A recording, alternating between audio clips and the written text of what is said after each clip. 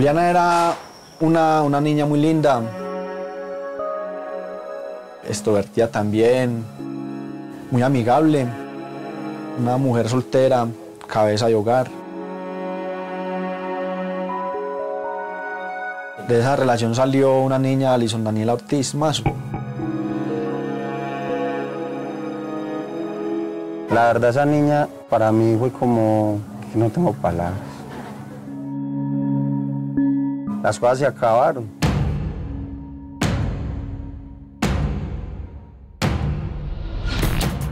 Había ya una disputa porque quién quería tener la niña. Ella me amenazaba y metía a la niña de por medio. Me dijo que la niña era más de ella que mía. Entonces, cuando ella me dijo eso, yo le dije, listo, vamos a ver. Él estaba pretendiendo a Juliana, pero Juliana no gustaba de él. Y se tomaban los traguitos pues con mi papá. Supe que José Antonio estuvo en la casa. Yo vi al negrito ahí adentro en la tienda de ellos. Hasta las 12 de la noche que mi papá cerró el negocio. Como a las 5 de la tarde recibo una llamada. Yo, ¿cómo así? ¿Qué pasó? No, yo no soy capaz de decirle a usted qué pasó. Yo necesito que usted se venga inmediatamente para acá. Empezamos por la puerta principal y al lado de las vitrinas encontramos un dedo y cabellos en el pasillo. Una escena macabra la que encontramos. Sí, empezamos a mirar y mucha sangre. ¿Cómo era que alguien tan salvajemente le hizo ese daño? Yo me imagino a ellos pidiendo auxilio. No, pues ahí se destruyó la vida. Sinceramente, yo a la persona que me pregunta, yo le digo que ya la vida no es igual. Ya uno como que pierde la esperanza. Hay un indicio grave en contra de él. ¿Usted cometió ese crimen? Para nada. Película de terror. Ocurrió en un barrio de la Comuna 13 de Medellín, en julio del 2013. 4 miembros de una misma familia fueron asesinados, entre ellos una niña pequeña de 6 años. El descubrimiento impactó a toda la comunidad. Las víctimas habían sido ultimadas con machete y murieron desangradas. Para las autoridades, investigar este múltiple y macabro asesinato se volvió un reto. Las primeras indagaciones en la escena del crimen señalaban que el asesino había hecho lo humanamente posible para no dejar rastros ni dejar testigos. Al parecer, una de las víctimas, una joven atractiva, reconocida en el barrio, y quien vivía con su familia, era su principal blanco. ¿Pero por qué entonces mataron a toda la familia? Aquí comienza la historia de Juan Guillermo Mercado, testigo oculto.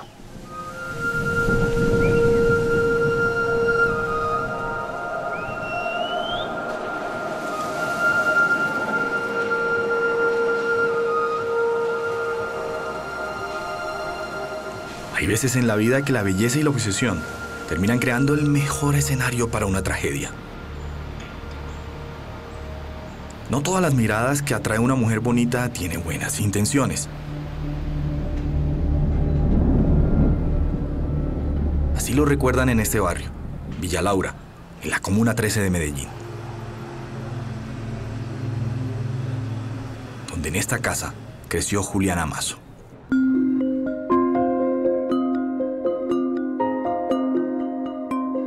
Era una mujer muy hermosa, muy admirada por sus compañeras, conocidos y amigos. Así la recuerda su hermano Diego, con sus ojos grandes y profundos, el cabello negro y un cuerpo esbelto. Ella creció siendo muy buena estudiante. Y la buscaban mucho por su habilidad en matemática. Pero además decían que tenía un don. Atraía a las personas. Porque era una persona que daba la forma a cómo aconsejar quizás sus amigas y amigos.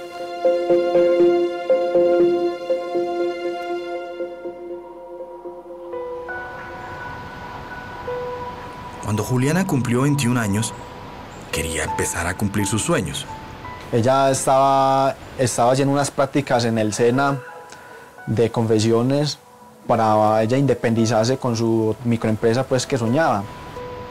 Mientras ella ahorraba dinero, trabajaba duro en esta tienda que tenían en su casa sus padres Martín Mazo e Inés Hoyos. Y era una microempresa familiar. Aquí en esta empresa trabajaba mi mamá, mi hermana, mi papá y trabajaba yo. Y era una empresa, pues en cierta manera, gracias a Dios, muy productiva. Una de sus tías, María Leonisa Hoyos, recuerda que Juliana atendía el negocio siempre con una sonrisa. Todo el mundo charlaba a ella, todo. Una muchacha muy alegre, muy sonriente, ella era muy amable. Un día de octubre del año 2008, llegó a la tienda un joven que le llamó mucho la atención a Juliana. Su nombre es John Edison Ortiz, un joven de 23 años, alto y esbelto, que había regresado al barrio luego de prestar su servicio militar. Y muy bonita, me llamó la atención. Ahí empezamos a hablar y a hablar. John Edison estaba desempleado y era común verlo en las calles con sus amigos de fiesta. Él quedó flechado cuando vio a Juliana. Ella era una persona muy alegre, muy divertida. Por eso me gustó también mucho. A Juliana también le llamó la atención Edison. Él rompió el hielo y una semana después la invitó a salir. En medio de esas fiestas, la complicidad de la noche, John Edison le pidió a Juliana que fueran novios. Y pasamos muy bueno y salíamos mucho y teníamos muchas amistades. Duramos de novios más o menos un año. Después de ese tiempo sucedió algo inesperado. Quedó un embarazo de la niña. Para la pareja fue una gran noticia. Los dos querían ser padres. Sin embargo, para Martín e Inés, los padres de Juliana, ella había cometido un error.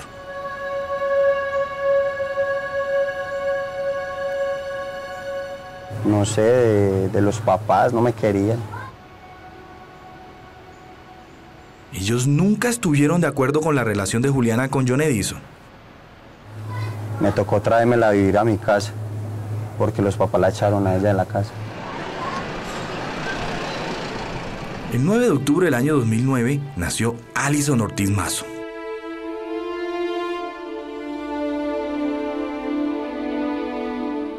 Después de que la niña nació, a mí la vida me cambió, me dio un giro total. Yo me encerré, empecé a estar con ella siempre. Y la niña para mí era todo. Y era la niña pues mimada de la casa.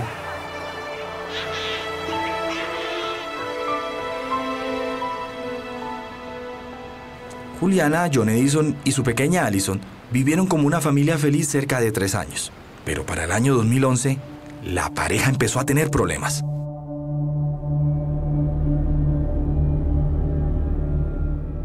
La relación cambió mucho. Fue por parte de todo, pues por culpa mía. Porque yo era un hombre muy rumbero, muy de calle. Y ¿a qué mujer le va a gustar eso? Ella se volvió brava. Entonces yo ya no me aguantaba eso, ya me la paraba en la calle. Juliana y John discutían a diario. Y yo era muy infiel con ella, es que yo para acá sin mentiras, yo era muy de la calle, era muy infiel. Por eso Juliana decidió irse a vivir a la casa de sus papás con su hija Alison. Ella se esmeraba por darle lo mejor, compartía mucho con ella. La relación de John Edison y Juliana terminó muy mal. Ella me amenazaba a la pareja con la que yo estaba viviendo. Y metía a la niña de por medio. Según John, Juliana le impedía ver a su hija. Entonces una vez yo fui por la niña a la casa de ella y le dije que me iba a llevar la niña. Me dijo que no, porque la niña era más de ella que mía. Entonces cuando ella me dijo eso, yo le dije, listo, vamos a ver. Lo único que quería era ejercer mis derechos como papá, pero ella a mí no me dejaba. La rabia de ella, porque yo ya no quería estar con ella, me decía que no me la iba a dejar ver. Por eso John Edison decidió pelear la custodia de su hija y demandó ante el ICBF a Juliana. A ella le dio mucha rabia. Cuando le llegó la citación a la casa me llamó y me insultó. Me dijo que yo era un ridículo, que yo no sé qué. Yo le dije a Juliana, es que usted a mí no me dejó de otra. Pasó un año y en mayo de 2013, el ICBF decidió que los padres debían tener una custodia compartida de Allison, que ya tenía 6 años. Pese a los problemas con John Edison, ellas tenían una vida alegre.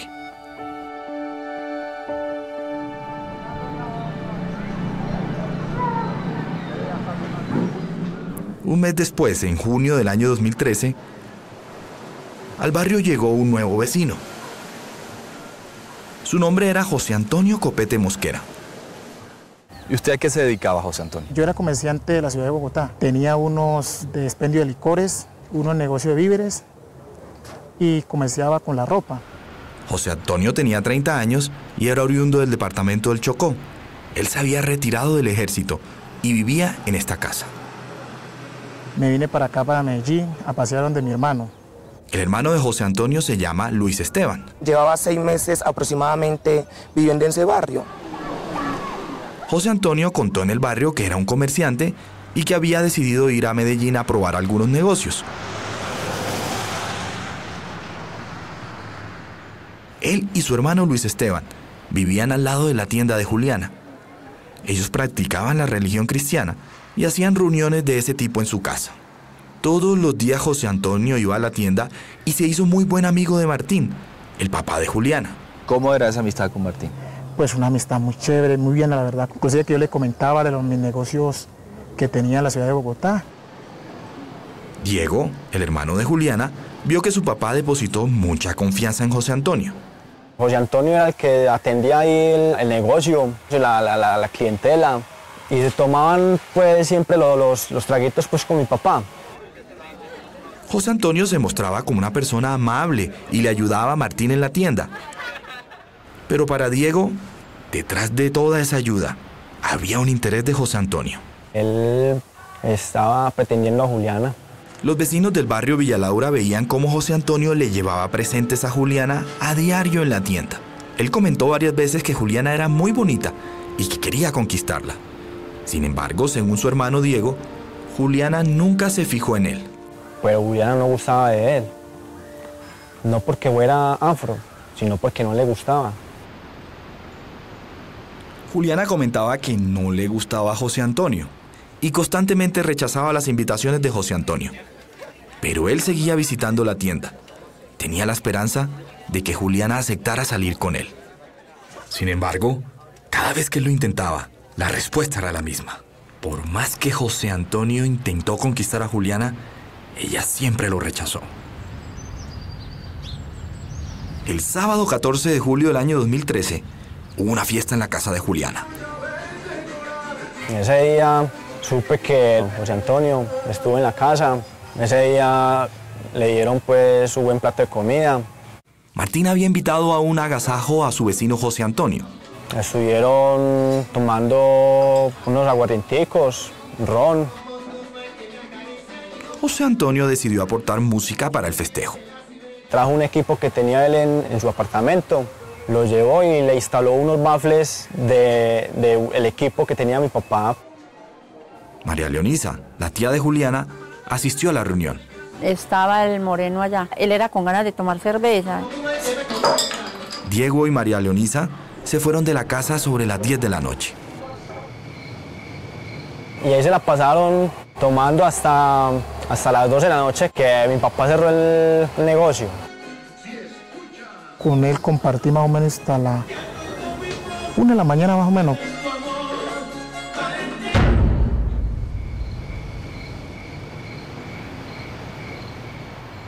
El día siguiente, los vecinos del barrio Villalaura se extrañaron porque Juliana y su papá Martín no abrieron la tienda a primera hora, como lo solían hacer. Varios vecinos que llegaron a comprar el desayuno tocaron la puerta, pero nadie atendió. Ellos pensaron que algo extraño había ocurrido. A las 11 de la mañana esas sospechas se confirmaron. Ellos vieron que por debajo de la puerta de entrada a la casa estaba corriendo sangre. De inmediato llamaron a la policía.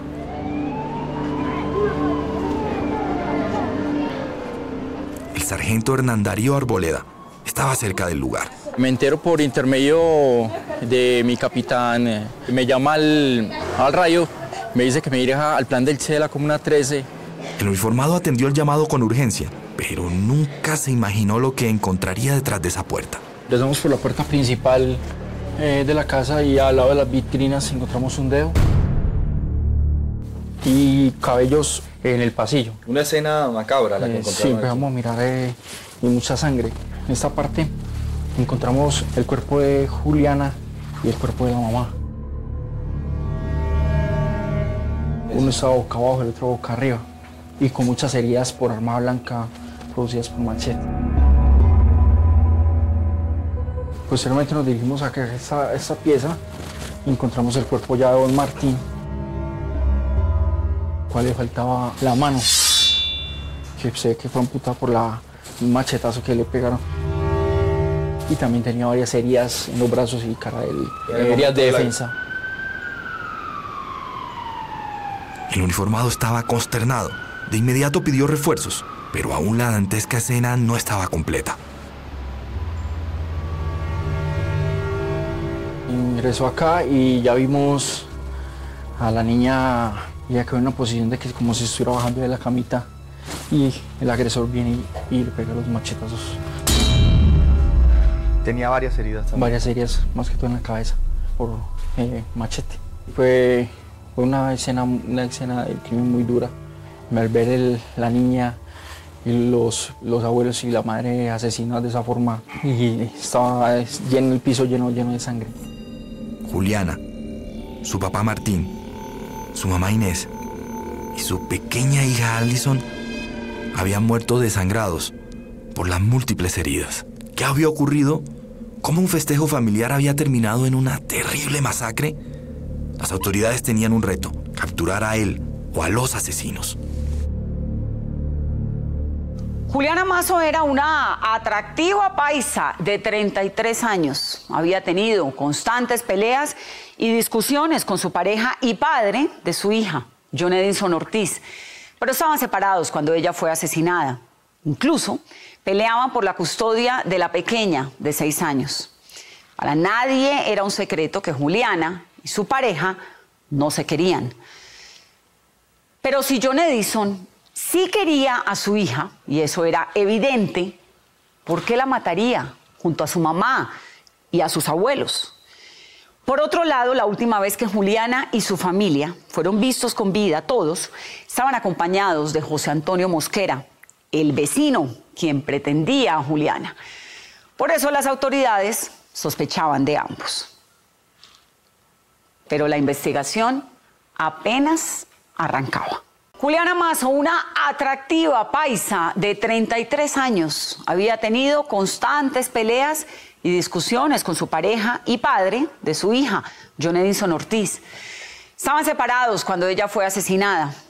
Incluso peleaban por la custodia de la pequeña de 6 años. Pero para nadie era un secreto que Juliana y su pareja no se querían. Pero si John Edison quería a su hija, y eso estaba comprobado, ¿por qué la mataría junto a su mamá y sus abuelos? Por otro lado, la última vez que Juliana y su familia fueron vistos con vida, estaban acompañados de José Antonio Mosquera, el vecino que pretendía a Juliana. Es por eso que las autoridades sospechaban de ambos. Así continúa Testigo Oculto. A sus 25 años de carrera en la policía, el sargento Hernán Darío Arboleda se había enfrentado a un crimen de este tipo. Como encontraron la escena, demostraba que el agresor estaba con ellos. Que estaba acá adentro. Esa primera conclusión también se sustentaba en que los policías no encontraron las puertas forzadas y la mayoría de pertenencias de la casa como electrodomésticos no habían sido hurtados. Para los investigadores, el asesino había entrado con permiso de la familia. En otras palabras, era conocido. ¿Alguna otra pista? ¿Arrojaron los cuerpos? Es que la agresión empezó desde allá. Ella vino corriendo a resguardarse acá. El agresor se encontró con la mamá. También les acuchillada, puede decir, y después el papá. La niña se despierta, el agresor viene acá y la asesina.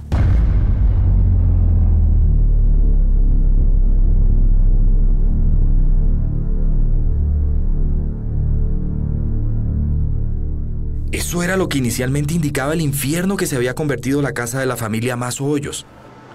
A las 11 de la mañana, hora en que habían sido hallados los cuerpos, todo era consternación en la Comuna 13. La policía seguía inspeccionando el lugar. Ellos vieron que la casa tenía un sótano. El sargento Arboleda bajó las escaleras. Vimos una pieza pequeña con la puerta entreabierta, a la cual medio abrimos y vimos una cama. Debajo de la cama estaba una persona. Era el hermano menor de Juliana, Leonardo Andrés, un niño de 11 años. Leonardo Andrés se había escondido. Los asesinos nunca lo vieron y así él había evitado la muerte. Cuando yo veo tremenda escena, soy lleno de gente, investigadores, policías especiales rodeando la zona. A Diego le contaron que su hermano menor había sobrevivido.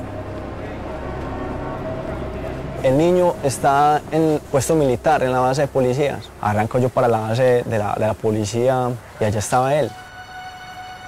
Sin embargo, él había perdido a toda su familia.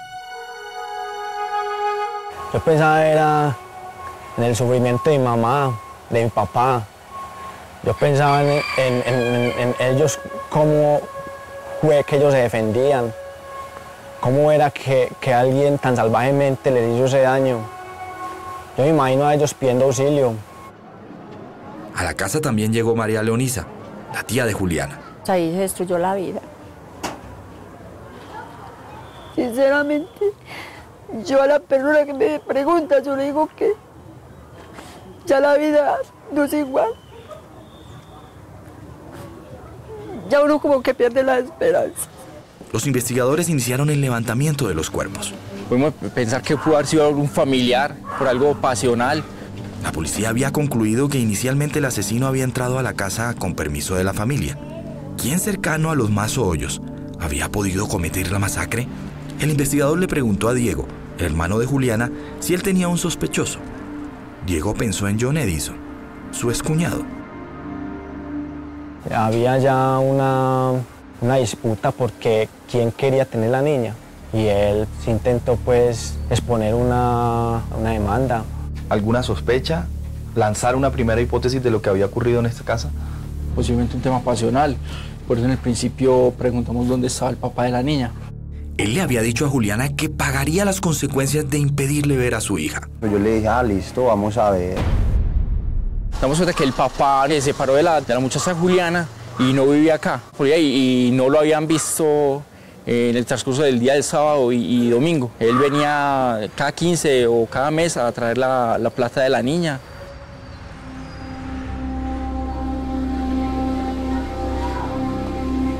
Ese era el fin de semana que John Edison debía visitar a su hija, pero él no apareció para un fin específico: llevar el dinero. La gente era un poco temerosa de hablar, pero sí nos indican que el papá no estaba por acá, que ni lo habían visto por acá, el papá de la niña Allison. La policía llamó a John Edison, pero él tenía apagado su celular. Eso hizo que aumentaran las sospechas. El sargento logró identificar que John Edison vivía en un barrio cercano y se propuso buscarlo. El investigador sabía que si no lograba encontrarlo pronto, después sería más difícil. Sin embargo, en su búsqueda, el policía obtuvo una nueva pista. Nos dicen que era raro que los hermanos Mosquera, Copete Mosquera, no estuvieran ahí. Sobre todo uno gordito, que venía hace más o menos 15 o 20 días, venía visitando mucho a don Martín y tomando cerveza ahí en la tienda. El policía le preguntó por esa descripción a Diego. Él les dijo que se trataba de José Antonio Mosquera, su vecino. El vecino también aseguró que José Antonio estaba en la casa el sábado por la noche, antes del crimen. Esa versión fue confirmada por Diego Mazo. José Antonio era la última persona que había sido vista con la familia antes de que fueran asesinados. Sí, nos llamó la atención. Preguntamos que dónde vivían y nos dicen que al lado de la casa de de don Martín, lo cual nos dirigimos allá, tocamos la puerta, no nos abrieron. En la casa tampoco estaba el hermano de José Antonio, Luis Esteban.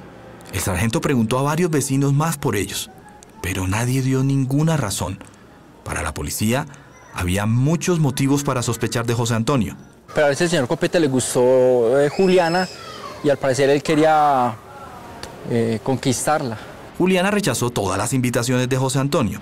Eso hizo pensar al uniformado que había un conflicto entre ellos. Además, él había sido la última persona que había sido vista con la familia antes de la masacre. El sargento Arboleda tenía 2 sospechosos a quienes buscar: John Edison Ortiz y José Antonio Mosquera. ¿Quién era él o los responsables de tan salvaje crimen? Esa era la pregunta que se hacía la policía y los investigadores. Ellos sabían que el asesino podría estar en cualquier calle, en cualquier barrio de este populoso sector de la Comuna 13 de Medellín. Antes de que cayera la noche, sorpresivamente, alguien llegó gritando al lugar de la masacre. Johnny, me mataron la niña. Se trataba de John Edison. Y cuando yo llegué a la casa ya me encontré con el peor cuadro que yo he podido vivir en mi vida. Llegué a esa esquina y yo escuchaba a todo el mundo que decía, llegó el papá, llegó el papá. Y pues me agarré de la reja de la casa a darle pata, puño. Yo quería entrar a esa casa.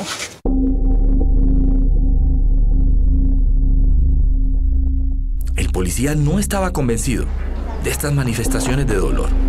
Para él, la escena de John Edison no era auténtica. Había la posibilidad de que él estuviera mintiendo. Las cientos de investigaciones en las que había trabajado el sargento Arboleda le habían dejado esta lección: nunca confiar en el dolor. Pueden buscar la inocencia. Por eso los policías le dijeron a John Edison que debían interrogarlo. ¿Será que John Edison era el hombre que la policía estaba buscando como autor de este brutal asesinato?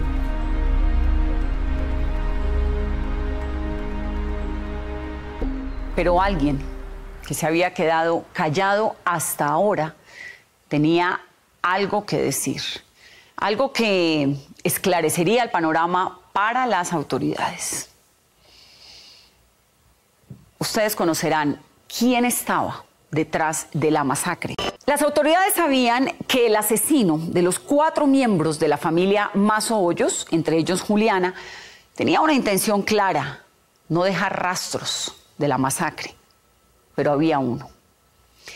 Se trata de Leonardo Andrés Mazo Hoyos, de 11 años, el hermanito pequeño, el menor de Juliana, quien la policía encontró debajo de una cama escondido, petrificado, el día de la tragedia. Todo indicaba que el asesino nunca supo que él estaba ahí. Su testimonio fue clave para las autoridades. Así termina la investigación de Juan Guillermo Mercado, testigo oculto.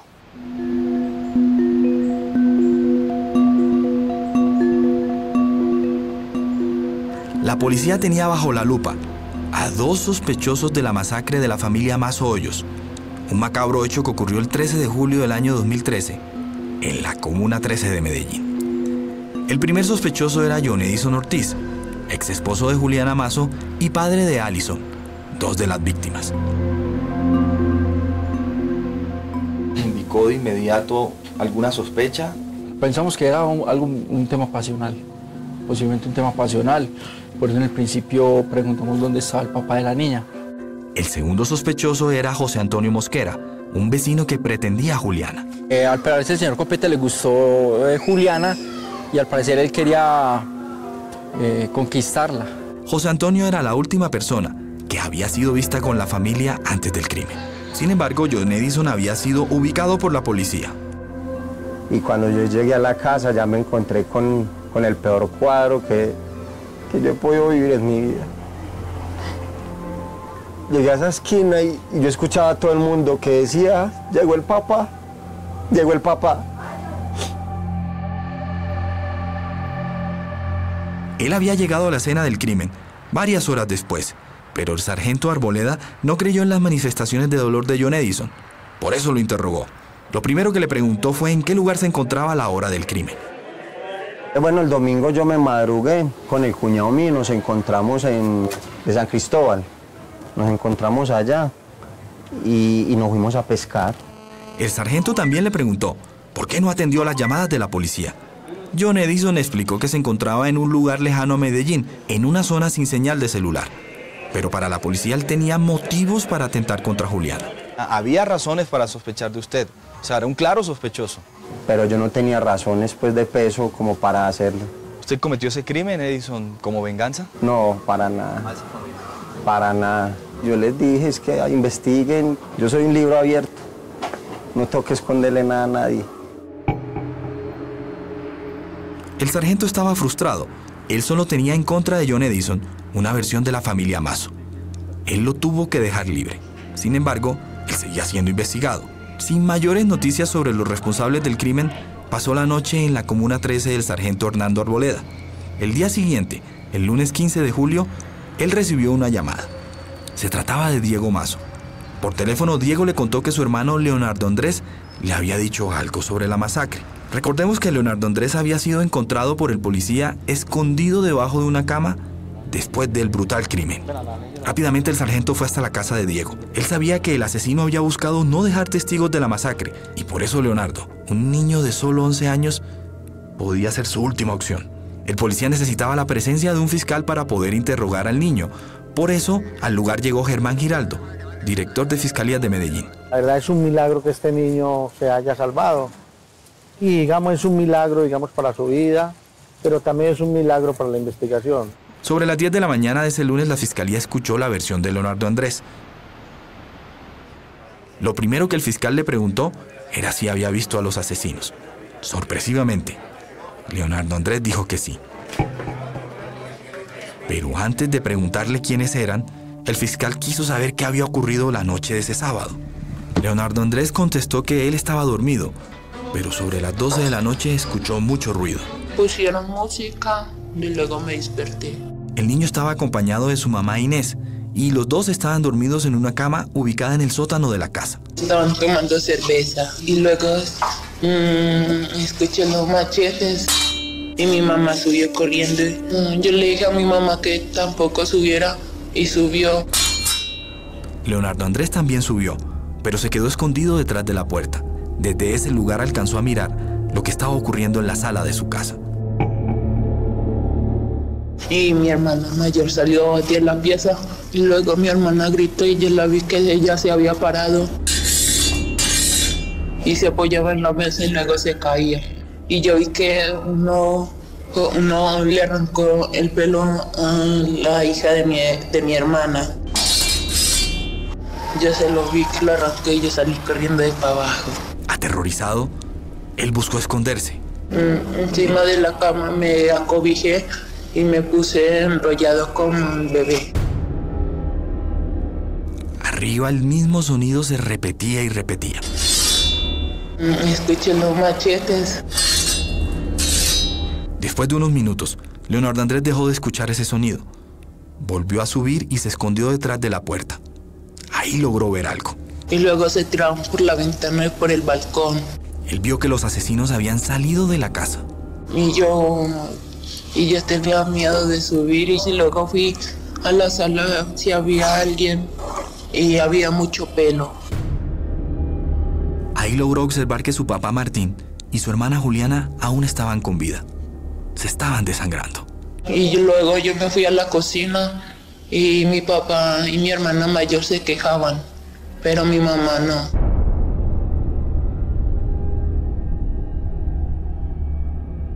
Con una valentía que para muchos superó su edad, Leonardo Andrés intentó pedir auxilio.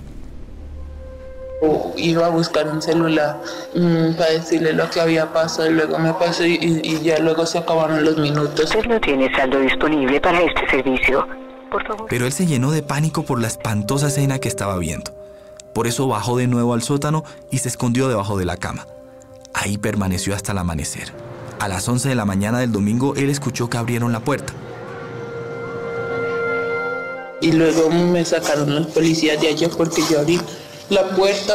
El fiscal Giraldo estaba totalmente impactado. Uno se pone a pensar en el momento que pudo haber pasado este niño cuando se escondió, escuchando el homicidio que se viene sucediendo, cómo matan a su familia. El lunes 15 de julio a las 11:30 de la mañana, el fiscal Germán Giraldo estaba por descubrir algo que la familia Mazo y la policía estaban buscando después de conocer el aterrador crimen. Conocer el nombre de los responsables. Ahora un niño de 11 años lo sabía. ¿Y quién era? José Antonio y Luis Esteban, y yo escuchaba puros machetes.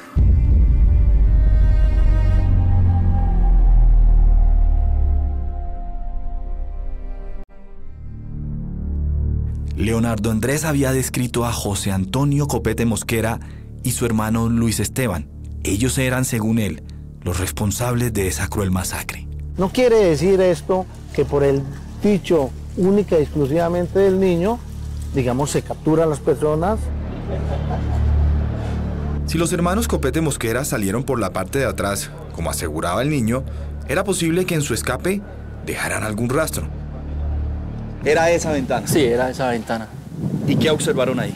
Observamos que un tubo de PVC que se encontraba ahí estaba roto.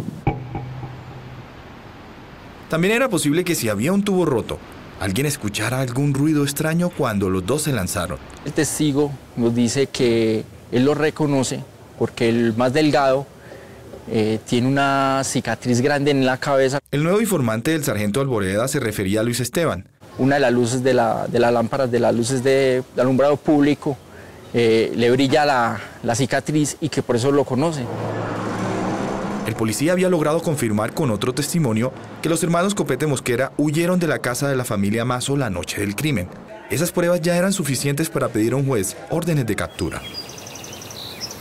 El martes 16 de julio las dos órdenes fueron expedidas.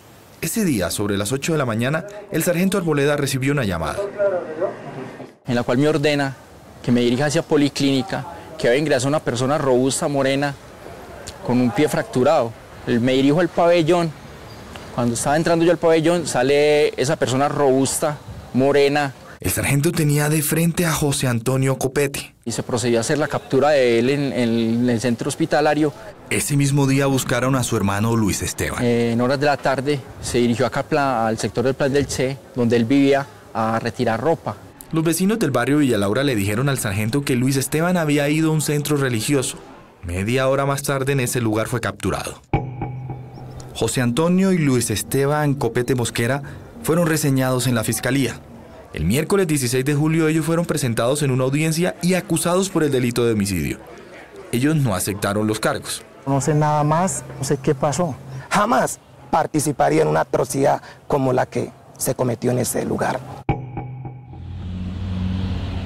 6 meses después, en enero del año 2014, inició el juicio en su contra. José Antonio contó su versión de lo que había ocurrido la noche de la masacre. Yo estuve en la casa de don Martín. A las 2 de la mañana entraron unos señores de una vez a matarnos a todos. Él aseguró que no alcanzó a reconocer quiénes eran esos supuestos agresores. Yo de una vez me tiré por la parte de atrás, a cual yo me fracturé una pierna. Mi hermano me llevó a la clínica San Vicente. La fiscalía destapó sus cartas. Había varias pruebas en contra de los hermanos Copete Mosquera. Se recibió, digamos, una declaración del niño que se salvó en este hecho macabro y se suman otras pruebas, como es la versión de algunos de los vecinos. Para la defensa de José Antonio y Luis Esteban, esas pruebas no eran contundentes. Hay testigos que lo vieron hasta altas horas de la noche ahí y que usted no salió del lugar. Sí, que a partir de la 1 de la mañana entraron más unos señores ahí, encapuchados. Pero es que usted no está aportando pruebas. La fiscalía sí lo hizo. La fiscalía sobrevive a argumentos donde no lo hay, porque para eso es el trabajo de la fiscalía. ¿Quién más vio a esos encapuchados? ¿Usted nos puede dar un testigo? Nosotros tenemos, inclusive mi hermano tiene 2 testigos. Pero esos testigos nunca asistieron a la audiencia. Por el contrario, el testimonio de Leonardo Andrés sí fue incluido dentro del juicio. ¿Usted sabe que él estaba escondido en su casa y que lo vio a usted directamente asesinando a su familia? Sí, eso es algo que uno dice, bueno, se lo contó a la fiscalía, pero ¿dónde está algo que demuestre que sí lo dijo? Eso es algo que la fiscalía, la ley lo puede manipular. Es decir, que un menor de edad que narra con tanta contundencia lo que ocurrió esa noche, ¿lo están manipulando? Claro, el niño lo están manipulando porque estoy seguro que yo no entré a esa casa. Sin embargo, la fiscalía tenía un as bajo la manga. En el momento de su captura, la fiscalía decomisó los teléfonos celulares de Luis Esteban y José Antonio. En uno de ellos encontró un mensaje de texto en el que Luis Esteban preguntaba por un machete. Un mensaje de texto donde se indica o se da a entender como qué pasó con el machete, dónde está el machete, si lo guardaste bien. Lo que ellos hicieron fue tomar ese mensaje y distorsionarlo. ¿Cómo lo iba a distorsionar la fiscalía si habían logrado tener los teléfonos de ustedes y precisamente eso era una prueba judicial? ¿En qué sentido? Porque es una simple duda donde yo pregunto por una herramienta, una duda como la pudieron tener ellos.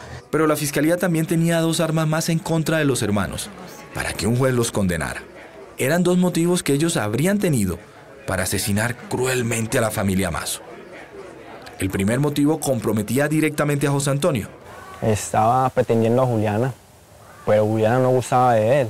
Él quería conquistarla y a lo que ella no se negó, ya que ella tenía al parecer una relación sentimental con alguien del sector. Juliana siempre lo rechazó. Él nunca pudo conquistarla o salir con ella. Para la fiscalía ese rechazo generó un sentimiento de venganza de José Antonio. Él supo que Juliana tenía novio y sintió que si no era para él, no era para nadie. El objetivo claro el día de la masacre era Juliana Mazo. La segunda motivación comprometía la participación en el crimen de Luis Esteban. Y él tenía ahorrada plata en la casa, tenía guardada plata ahí en... Esa noche podría tener entre 8 o 10 millones de pesos. Ese dinero no apareció. Para la fiscalía, José Antonio supo de ese dinero y le pidió a su hermano que lo ayudara a robarlo. ¿Usted robó un dinero de Martín y por eso cometió ese crimen? Nunca. Y si la fiscalía dice robó un dinero, ¿a dónde está ese dinero? ¿Dónde apareció? Un juez valoró las pruebas de la fiscalía y los argumentos de la defensa de los hermanos Copete Mosquera, la relación directa entre testimonios. ¿Y quién era? José Antonio y Luis Esteban, y yo escuchaba puros machetes. Mensajes de texto. ¿Qué pasó con el machete? ¿Dónde está el machete? Si lo guardaste bien. El rencor y odio por un rechazo. Lo que ella no se negó, ya que ella tenía al parecer una relación sentimental con alguien del sector. Y la codicia. Esa noche podría tener entre 8 o 10 millones de pesos. Fueron claves para que el juez no solo condenara a los hermanos Copete Mosquera en diciembre del año 2015, sino que además les impusiera una pena ejemplar. José Antonio Copete Mosquera fue condenado por el delito de homicidio a 50 años de cárcel. Su hermano Luis Esteban, finalmente, fue condenado a 25. Ellos cursan su condena aquí, en la cárcel El Pedregal de máxima seguridad que está ubicada en Medellín. Luego de las evidencias que mostró la fiscalía, el juez tomó la decisión. En esta cárcel, paradójicamente, ellos están en patios distintos y no tienen comunicación entre ellos. Han decidido no hablar sobre el tema. Luis Esteban ha contado lo que él sabe y según él pasó esa noche. Sin embargo, José Antonio nunca más volvió a hablar sobre ese episodio. ¿Por qué no cuenta la verdad, José? Y la verdad la que te estoy diciendo, porque si fuera la mentira, pues obvio sería decirle al contrario. Le estoy diciendo toda la verdad. Para las víctimas de esta terrible masacre, el plan criminal y demencial de los hermanos Copete Mosquera de no dejar testigos habría logrado ser exitoso si no es por la valentía de un niño. Y luego mi hermana gritó y yo la vi que ella se había parado y se apoyaba en la mesa y luego se caía. Un testigo oculto que le dio las herramientas a la justicia para que prevaleciera. Aunque él aún tenga heridas abiertas por ver esa masacre. Y yo vi que no le arrancó el pelo a la hija de mi hermana. Desafortunadamente, Leonardo Andrés no es el único que sufre con esta historia. Uno siempre va a extrañar a la mamá. Y claro, uno extraña el estar con ella, en recibirle sus consejos, en dialogar con ella. Sí, la niña era víctima de las circunstancias, al igual que Juliana, que don Martín, doña Inés. Cuando alguien tocaba la puerta, Yo le dije quién es y yo seguía llorando.